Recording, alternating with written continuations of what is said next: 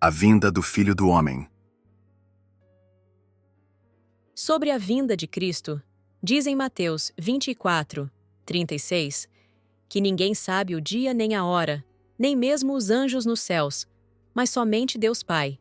Se está se referindo à segunda vinda de Cristo, então, como é possível que nem mesmo Cristo saiba quando será esse dia? Se Cristo fosse vir nas nuvens, como os religiosos absurdamente acreditam, então este versículo não diria que nem mesmo Cristo sabe quando será sua vinda à Terra. Isso não faz sentido. Por isso, ao simplesmente ler as palavras "assim será a vinda do Filho do Homem", fica claro que Cristo estaria entre os homens, como ser humano, em sua segunda vinda, e não viria literalmente voando nas nuvens, porque nenhum filho de nenhum homem poderia voar pelo céu como se fosse o Superman. Além disso, se refere-se a Cristo como o Filho do Homem, e não como o Filho de Deus, então Cristo teria que estar aqui entre os homens durante sua segunda vinda à Terra.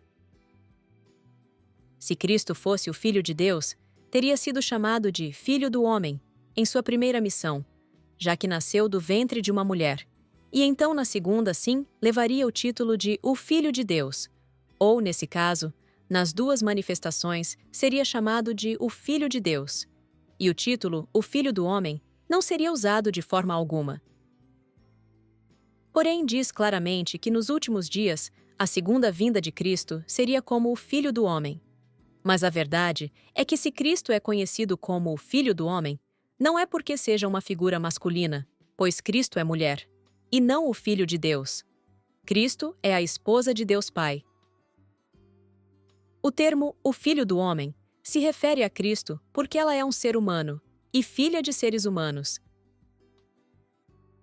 Isso explicaria por que nem mesmo a própria Cristo conheceria o dia nem a hora em que ela seria revelada como tal, já que ela é um ser humano, filha de um homem e uma mulher, vivendo entre nós, esperando, sem saber que Deus Pai cumpra suas promessas a ela.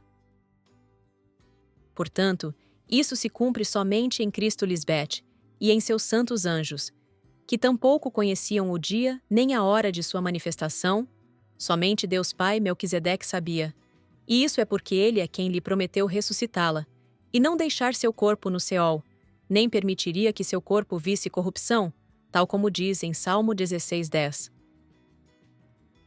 Assim foi exatamente como aconteceu, e nós somos as verdadeiras testemunhas de Cristo Lisbete, nesse maravilhoso acontecimento, a ressurreição de Cristo, sua segunda vinda, que ocorreu no dia 18 de novembro de 2013.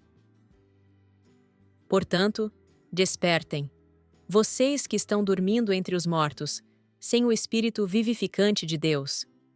Você, que acredita na fantasia e nas mentiras de que Cristo é o Filho de Deus e que virá nas nuvens do céu, para que Cristo Lisbete possa iluminá-los com a verdade sobre Deus Pai e sobre Cristo, e assim você possa ser salvo. Amém.